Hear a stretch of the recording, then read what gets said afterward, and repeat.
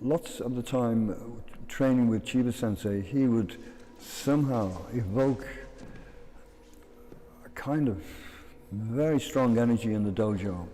And a lot of the time when people got injured, it wasn't directly through Chiba Sensei, but somehow this kind of energy would become infectious, and everybody would be, it would look like everyone was trying to kill each other.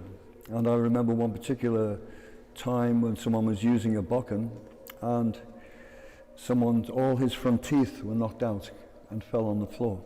Okay. And Chiba Sensei picked up the teeth and went over to the guy and said, "I think these are yours." What injuries did you have?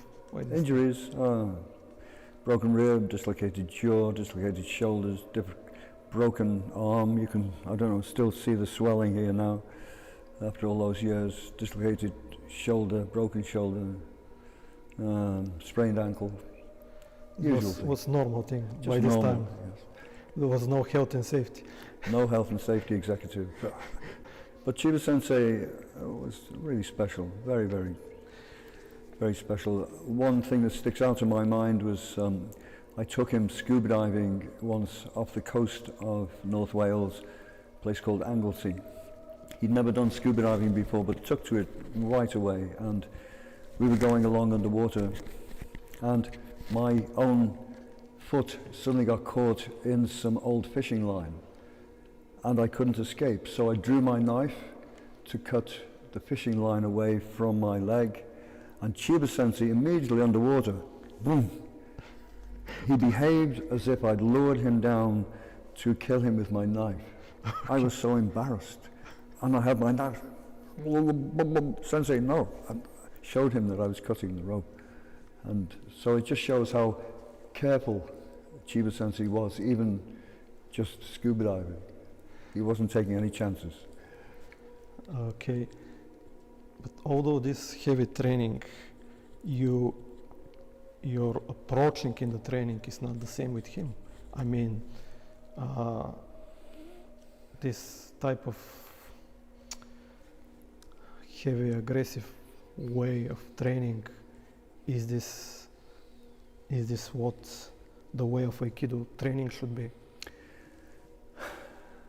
At the time, I felt that Chiba Sensei was doing his very, very best for everybody, and I think that he saw us as being out of harmony in various ways.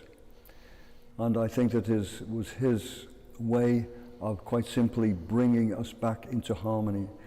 And again, I'm very grateful for this. It's as though in those days there was part of our mind that was asleep. And yes, with this sudden strong technique, suddenly he woke us up. One particular time he asked me to make shomanuchi, and as I approached him and raised my arm, he punched me right in the nose. I was too close, quite simply. And he broke my nose, and there was blood everywhere. Okay.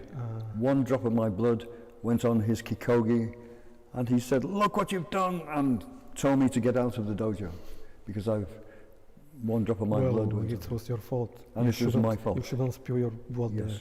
But this remind me, because not exactly, but very similar happened with you and me. Many years ago, maybe 15 years ago, when I was coming here, I was attacking shomanuchi, and you hit me here in the here, and I fall down, just for a second fall down, and then you said that it's disrespectful if you attack your teacher not in proper way. Mm-hmm. Sometimes when you get hit, you learn far more than everything else.